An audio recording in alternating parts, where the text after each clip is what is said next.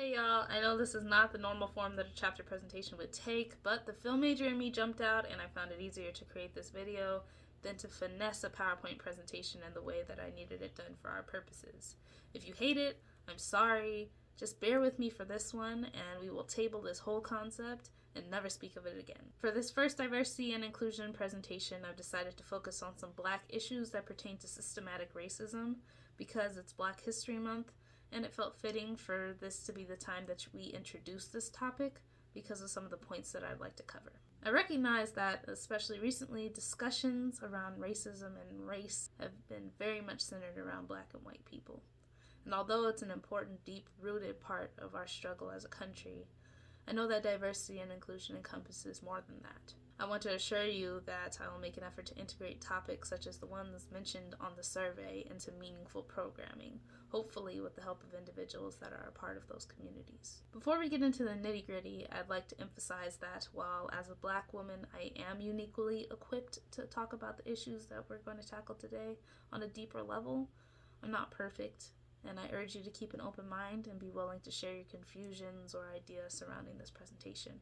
Now, all that being said, this is the Anti-Black History Month presentation.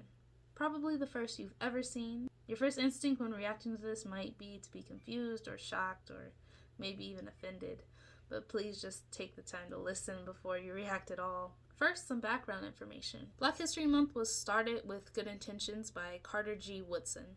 Technically, he introduced Negro History Week in 1926, and it evolved into the Black History Month that we know of today in 1976. It was created to openly display the historical contributions of Black people in many fields, and to counter the bad representation that often overshadowed these achievements. This is a fantastic idea in theory, but in practice, it's been twisted into something that does not exemplify the original purpose. Think about how you've been taught during Black History Month in the past. Yes, you've learned about some amazing people who have done amazing things, and maybe you learn about a new Black person in history on social media every year, but that's pretty much the extent of it.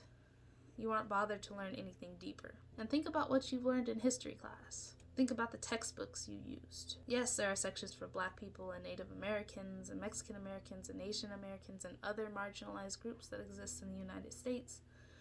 But why do they have to be sections? Why are we not represented as the integral parts of this country's history that we are?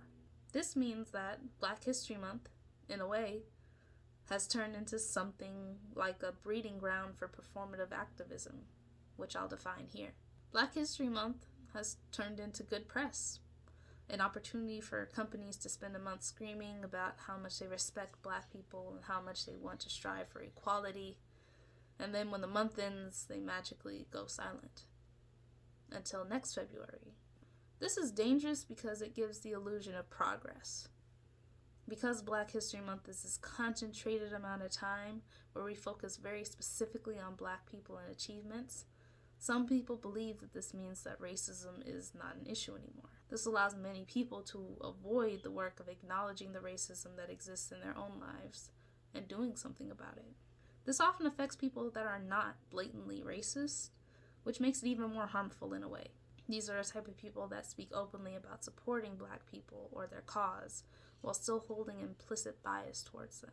An example of implicit bias is a person walking down the street, seeing a Black person and feeling scared or intimidated for no other reason than the fact that they are Black. This is the type of sneaky racism that some can find hard to detect, and in general, is a part of a larger problem called systematic racism. All of this ultimately adds up to one question.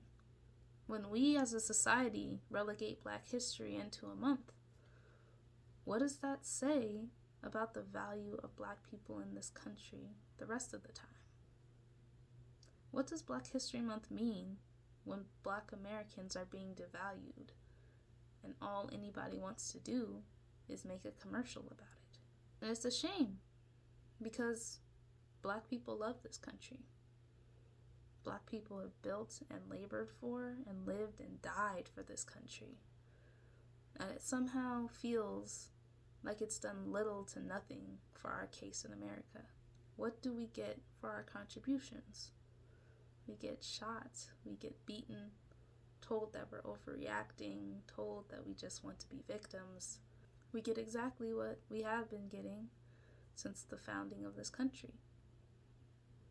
We get a month. And it means almost nothing anymore.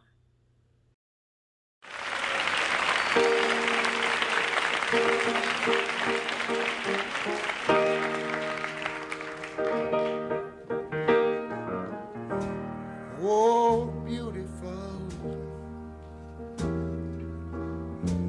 for heroes proved in liberating strife,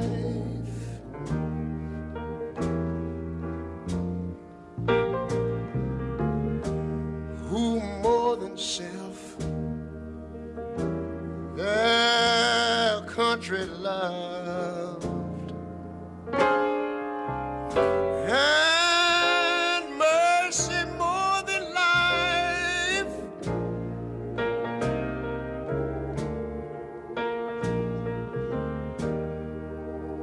America,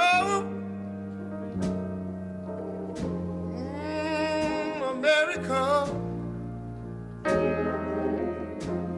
may God thy gold refine,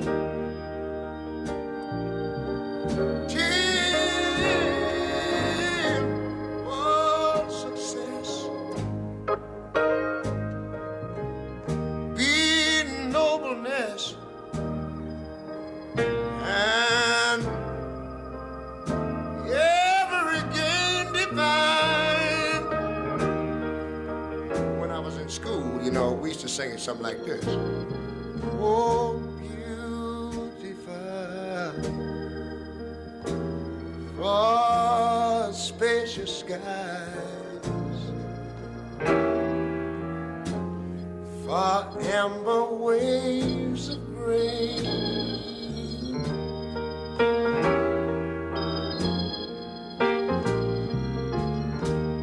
for purple mountain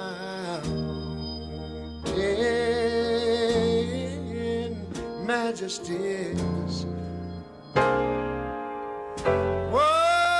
above the fruited plain.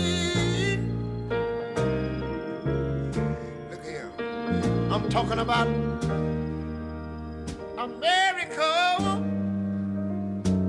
sweet America. God done shed his grace on thee. He crowned thy good, saving brotherhood from sea to shining sea.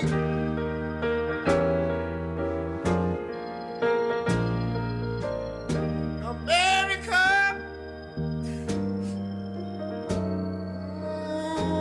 I love you, America.